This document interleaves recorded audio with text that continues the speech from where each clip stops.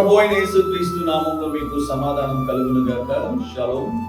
ఈరోజు మరి జూన్ మాసము 29వ తేదీ శనివారము, మాసము యొక్క చివరి దినాల్లో మనం ఉన్నాం. వాస్తవానికి ఈ రోజు యొక్క వాక్యము రేపు అనగా 30వ తేదీ ఆదివారము తెలియజేయాల్సినటువంటి వాక్యం కాకుంటే ఆదివారపు దినమున చాలా తక్కువ మంది వాక్యం చూస్తూ ఉన్నారు. కనుక రేపు మీలో కొంతమంది చూసే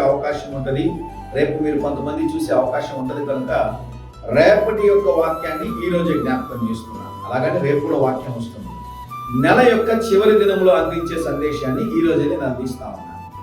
జాగ్రత్తగా మీరు గమనించిన ప్రియులారా, గడచిన 6 మాసములు మనకు దేవుడు తోడై ఉండి దేవుడు సహాయము చేసి ఈ నెల యొక్క చివరి దినాల్లోనికి రావడానికి దేవుడు కృప చూపించి ఉన్నారు.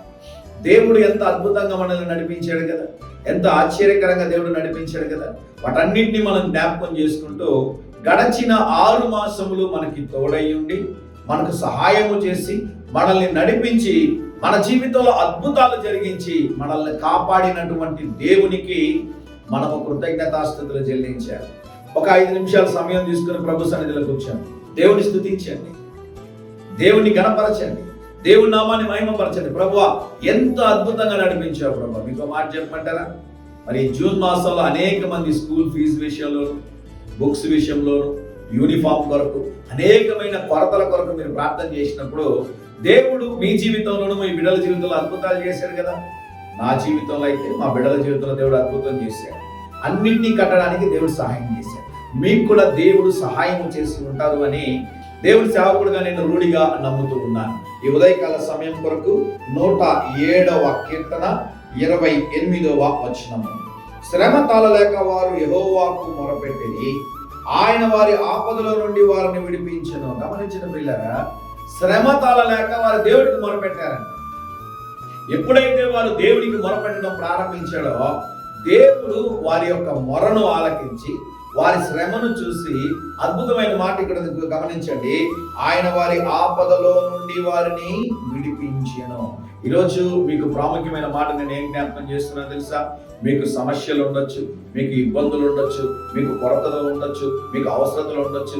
వాటన్నిటి కొరకు ముందు మీరు కలవరపడొద్దండి, భయపడొద్దండి, ఆందోళన చెందొద్దండి. ప్రభు మీద నమ్మిక ఉంచండి, దేవుడి సన్నిధిలో ప్రార్థన చేయండి. దేవునికి సమస్తము తెలుసు, ఆయన సంధిస్తాడు. మీ ప్రతి అవసరతను దేవుడు సంధిస్తాడు. మీ ప్రతి అవసరతలో దేవుడు తోడుగా ఉండి దేవుడు సంధించి దేవుడు ఒక అద్భుతమైన కార్యాన్ని జరిగిస్తారు అని దేవుని సేవకుడుగా తెలియజేస్తా ఉన్నాను. దేని గురించి భయపడతా ఉన్నారు? దేని గురించి కలవరపడతా ఉన్నారు? దేని గురించి ఆందోళన చెందుతున్నారు? దేని గురించి భయపడొద్దండి, ఆందోళన చెందొద్దండి, కలవరపడొద్దండి. ప్రతి విషయంలో కూడా దేవుడు మీకు తోడై ఉండి దేవుడు సహాయం చేస్తారని దేవుని సేవకుడుగా తెలియజేస్తా ఉన్నాను. నూతన మాసంలో అడుగు పెడుతున్న సందర్భంలో ఉదయకాల సమయంలో వాక్యాన్ని వినండి. వాక్యము చేత దేవుడు మీతో ప్రతిదినం మాట్లాడతాడు. 2 నిమిషాలు ఉంటుందండి. 2 నిమిషాలు దేవుడి కోసం స్పెండ్ చేయలేరా? కొంతమంది రాత్రికాల సమయంలో వాక్యం వింటా ఉన్నారు. ఒక ఆయన నాకు కాల్ చేసి, సార్ ఈ కూతురికి ఆరోగ్యం బాగాలేదండి, ప్రార్థన చేయాలంటే చాలా కలవరపడతాను. ఆయన ఒకటే మాట అడిగాను నేను, ఉదయం మీరు 2 నిమిషాల సందేశం చూసారా అని అడిగాను. లేదు సార్ అన్నాడు. చూసేసిన తర్వాత కాల్ చేయండి. చూసిన తర్వాత కాల్ చేసి నన్ను క్షమించండి సార్ అన్నాడు. కారణం ఏంటి అంటే ఆ రోజు వారి కుమార్తెకి అనారోగ్యం ఉందని ప్రార్థన చేయమన్నాడు. ఆ రోజు ఉదయకాల సమయంలో వాక్యం ఏంటో తెలుసా? దేవుడు నీ బిడ్డలని ముట్టి స్వస్థపరచబోతున్నాడు అని చెప్పాడు. ఎందుకు ఈ మాట చెప్తున్నానంటే, వాక్యము ఉదయకాల సమయంలో వినండి. ఆ రోజంతా దేవుని యొక్క సన్నిధి మీకు తోడుగా వచ్చి మిమ్మల్ని బలపరుస్తుందని దేవుని సేవకుడుగా తెలియజేస్తున్నాను. ధైర్యంగా ఈ దినాన్ని ఎదుర్కోండి.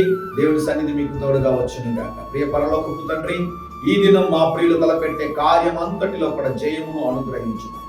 యేసు నామములో ప్రార్థిస్తున్నాము తండ్రి. ఆమేన్, ఆమేన్.